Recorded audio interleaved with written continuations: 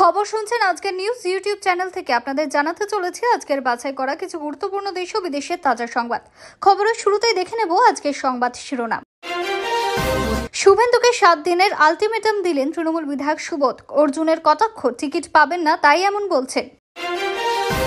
ওর উত্তর পেতে মহুয়া কাঞ্চনের কাছে যেতে হবে। কল্যাণকে আক্রমণ শুভেন্দুর, পাল্টা তুলে ধরা কল্যাণের।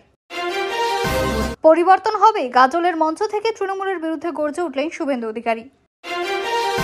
মাঠে মারা গেল ভরতপুরের হুমায়ুনের সংখ্যালঘু কাজ, ডেবরার হুমায়ুনের বিরুদ্ধে চাঞ্চল্য। সোনারপুরে কাস্টমস অফিসারকে মার অটো চালকের, 53 জনকে নিয়ে বাড়িতে ঢুকে তাণ্ডব, এলাকায় চাঞ্চল্য। শুভেন্দু রাজ্যের সবচেয়ে বড় দুর্নীতিগ্রস্ত রাজনীতিক, আমার দয়া এখনো গ্রেপ্তার হয়নি, বিস্ফোরক দাবি কল্যাণ বন্দ্যোপাধ্যায়ের। খোদ মেয়রের ওয়ার্ডে ভয়াবহ খুন, রড ঢুকে নৃশংস হত্যা, চেতলার রাস্তায় রক্তাক্ত রাত। ফিরহাদের ওয়ার্ডে নৃশংস খুনে গ্রেপ্তার 2, ঘটনাস্থলে পুলিশ কমিশনার। সুকান্ত নিশানা, প্রদীপের নিচেই অন্ধকার। ভোটের আগে বড় সিদ্ধান্ত, দলের 11 জন নেতাকে বহিষ্কার করলেন নীতিশ কুমার। রাজপুরে আক্রান্ত শুল্ক অফিসের আহত আধিকারিকের পাশে দাঁড়ালেন শুভেন্দু, পুলিশের ভূমিকা নিয়ে ক্ষোভ প্রকাশ। এসআইআর থেকে নাম বাদ পড়লে বিকল্প সিএএ, শান্তনুর মন্তব্যে তোলপাড়। তৃণমূলের কটাক্ষ, শাক দিয়ে মাছ ঢাকার চেষ্টা। শুভেন্দুর খাস তালুকায় তৃণমূল সংখ্যালঘু সেলের নেতা যোগ দিলেন বিজেপিতে, সঙ্গে আরো 60 পরিবার।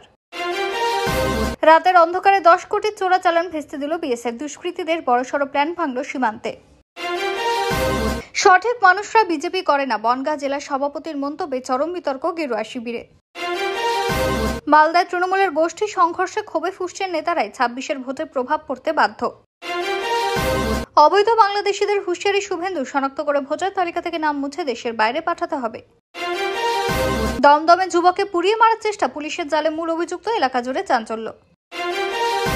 বিহার নির্বাচনে নতুন নিয়ম, নির্বাচনের 48 ঘন্টা আগে বন্ধ থাকবে বৈদ্যুতিন প্রচার, নির্দেশ নির্বাচন কমিশনের। ভোটের আগেই বেপাত্তা রাহুল গান্ধী, হাইকমান্ডের অনুপস্থিতিতে সমস্যায় কংগ্রেস শিবির। লেক রোডের রেকর্ডিং স্টুডিওয়ে মিঠুন কুণালের হঠাৎ দেখা, বলিউড বাংলা সংযোগে মজলিস।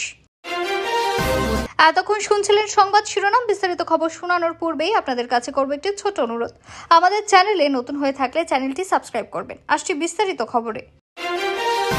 বিহারের রাজনীতিতে আজ চূড়ান্ত চমক। ভোটের ঠিক প্রাক্কালে মুখ্যমন্ত্রী নীতিশ কুমার এমন এক সিদ্ধান্ত নিয়েছেন যা রাজনৈতিক মহলে আলোড়ন ফেলে দিয়েছে। তার দলের 11 জন প্রভাবশালী নেতাকে তিনি সরাসরি বহিষ্কার করেছেন দল থেকে। সূত্রের খবরে নেতারা দীর্ঘদিন ধরে দলবিরোধী কাজকর্মে লিপ্ত ছিলেন, বহুবার সতর্ক করা সত্ত্বেও তারা থামেনি। এর মধ্যে কয়েকজন গোপনে অন্য দলে যোগদানের প্রস্তুতি নিচ্ছিলেন বলে অভিযোগ। নীতিশবাবুর এই কড়া পদক্ষেপকে অনেকে বলছেন তার রাজনৈতিক বার্তা, শৃঙ্খলা না মানলে জায়গা নেই। ভোটের আগে জেডিইউর ভেতরে এর প্রভাব নিয়ে আলোচনা তুঙ্গে। বিরোধীরা বলছে যেটা জেডিইউর বিরুদ্ধে অস্থিরতা এবং ভাঙনের প্রমাণ। অন্যদিকে নীতিশের অনুগামীরা বলছেন দলের ভাবমূর্তি রক্ষা করতে এই কড়া পদক্ষেপ জরুরি ছিল।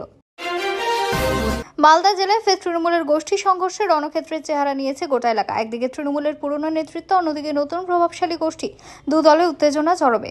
ঘটনার সূত্রপাত নাকি পঞ্চায়েত তহবিল বন্টন ও প্রভাব বিস্তার নিয়ে। এলাকায় ব্যাপক মারামারি, ভাঙচুর এবং বোমাবাজির ঘটনাও ঘটেছে বলে স্থানীয় সূত্রে জানা গিয়েছে। আহত হয়েছেন একাধিক কর্মী। জেলা নেতৃত্বের হস্তক্ষেপ সত্ত্বেও উত্তেজনা কমেনি। তৃণমূলের একাধিক সিনিয়র নেতা প্রকাশ্যে ক্ষোভ প্রকাশ করেছেন এবং বলেছেন দলের ভেতর থেকে শত্রুদের চিহ্নিত করতে হবে। বিরোধীরা বলছে এটা তৃণমূলের ভেতরের পচনের চিত্র। রাজনৈতিক পর্যবেক্ষকরা মনে করছেন এই গোষ্ঠী কন্দল চলতে থাকলে 2026 সালে নির্বাচনের প্রভাব পড়া অবশ্যম্ভাবী। কল্যাণ বন্দ্যোপাধ্যায়কে উদ্দেশ্য করে শুভেন্দু অধিকারীর পাল্টা আক্রমণ আজ রাজ্য রাজনীতির কেন্দ্রবিন্দুতে। সাংবাদিকদের মুখোমুখি হয়ে শুভেন্দু বলেন, ওর উত্তর পেতে গেলে মহুয়া মৈত্র কাঞ্চনের কাছে যেতে হবে। বক্তব্যে স্পষ্ট বিদ্রুপ জানিয়ে রাজনৈতিক মহলে ব্যাপক প্রতিক্রিয়া। কল্যাণের আগের বক্তব্যে যেখানে তিনি শুভেন্দুকে কটাক্ষ করেছিলেন, তারই জবাবে বিজেপি নেতার এই তির্যক মন্তব্য। শুভেন্দুর ঘনিষ্ঠরা বলছেন এটা ছিল প্রয়োজনীয় পাল্টা জবাব। তৃণমূল অবশ্য দাবি করেছে শুভেন্দু ব্যক্তিগত আক্রমণ করে রাজনীতি করতে অভ্যস্ত। দুই শিবিরের বাকযুদ্ধের জেরে রাজ্য জুড়ে শুরু হয়েছে নতুন বিতর্ক। পর্যবেক্ষকদের মতে এই ধরনের ব্যক্তিগত মন্তব্য এখন রাজ্যের রাজনৈতিক রণনীতি হিসেবে ব্যবহৃত হচ্ছে, যাতে জনমত প্রভাবিত করা যায়। গাজলের জনসভায় শুভেন্দু অধিকারীর বক্তৃতা যেন বিজেপির নির্বাচনী যুদ্ধ ঘোষণা। তিনি সোজাসুজি বলেন, পরিবর্তন হবে, কারণ মানুষ আর দুর্নীতি সহ্য করছে না। সভামঞ্চে উপস্থিত ছিলেন হাজার হাজার সমর্থক, যারা জয় শ্রীরাম ধ্বনি তোলেন বারবার। শুভেন্দু অভিযোগ করেন, রাজ্যের তৃণমূল সরকার কাটমানি, তোলাবাজি, দুর্নীতির জালে সাধারণ মানুষকে জিম্মি করে রেখেছে। কেন্দ্র থেকে যে টাকা আসে তার বড় অংশে জনগণের কাছে পৌঁছায় না বলে দাবি তার। বক্তৃতার এক পর্যায়ে তিনি বলেন, মমতা ব্যানার্জি সরকার ভেতরে ভেতরে ফেটে পড়ছে, আগামী ভোটে তার প্রমাণ মিলবে। তার এই বক্তব্য ঘিরে তৃণমূল শিবিরের তীব্র প্রতিক্রিয়া দেখা গিয়েছে। বিজেপির কর্মীরা বলছেন, শুভেন্দুর এই ভাষণই 2026 সালের ভোটের টার্নিং পয়েন্ট হতে পারে। ভরতপুরে তৃণমূল নেতা হুমায়ুন হককে ঘিরে নতুন বিতর্ক। এক সময়ে যিনি সংখ্যালঘু রাজনীতির মুখ ছিলেন, আজ তার অবস্থান ঘিরে প্রশ্ন উঠছে দলে।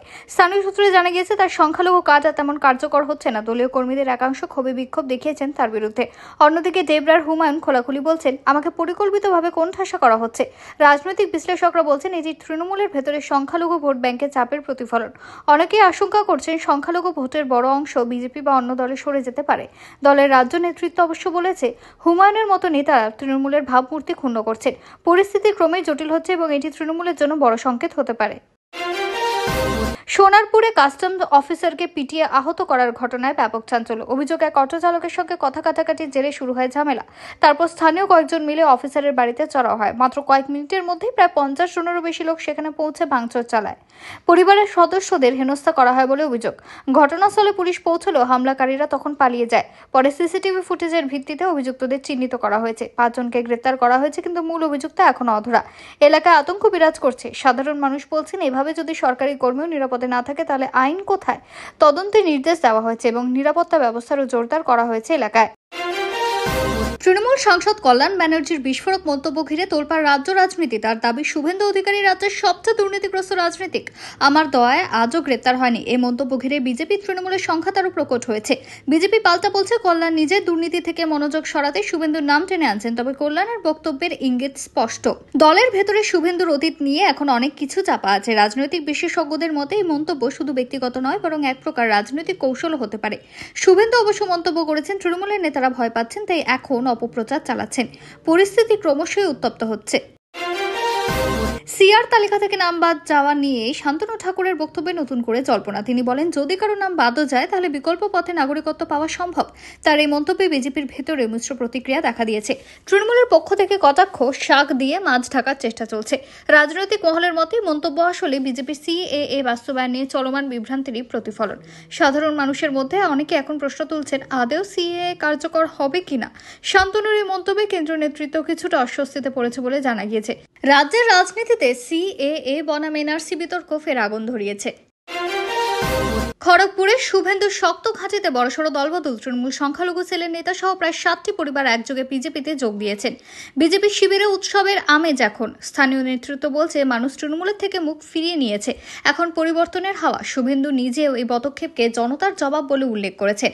তৃণমূলের জেলা নেতৃত্ব বলছে, কয়েকজন চলে গেলে দলের কিছু যায় আসে না, কিন্তু রাজনৈতিক পর্যবেক্ষকদের মতে পদক্ষেপ প্রতীকী হলেও খুবই গুরুত্বপূর্ণ, কারণ এটি দেখায় সংখ্যালঘু ভোট ব্যাংকেও বিজেপির ধীরে ধীরে প্রভাব বাড়ছে। 2026 নির্বাচনের আগে খড়গপুরের এই দলবদল বিজেপির জন্য মনোবল বাড়াবে নিঃসন্দেহে। তৃণমূল বিধায়ক সুবোধ অধিকারীর শুভেন্দুকে দেওয়া 7 দিনের আলটিমেটাম নিয়ে তুমুল আলোড়ন।